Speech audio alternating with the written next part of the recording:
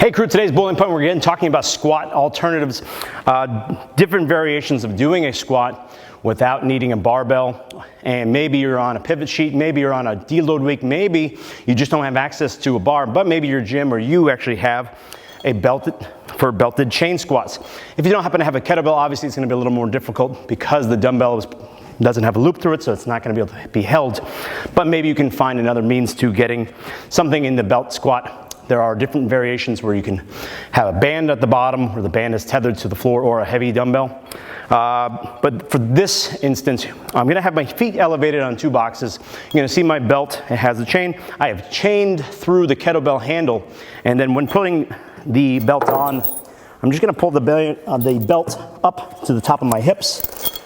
Some setup is required. Now, if you're gonna go overly heavy, you're gonna need some help getting set up, obviously, but if you're just looking for high repetition without putting a lot of load on your back, because there's a great variation to more emphasis on the thighs and the back of the legs, when dipping down, you decree how much tension and how much depth you have based on the height you allow. So I only have a couple boxes here.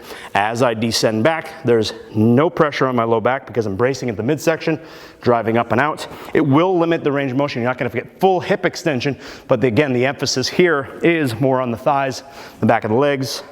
With control, you'll allow yourself to go down as far as you can. This is predominantly a high repetition exercise, so you probably go until you probably had anywhere between 15 to 20 reps, depending on the weight you chose. Again, difficult and heavy is to the user.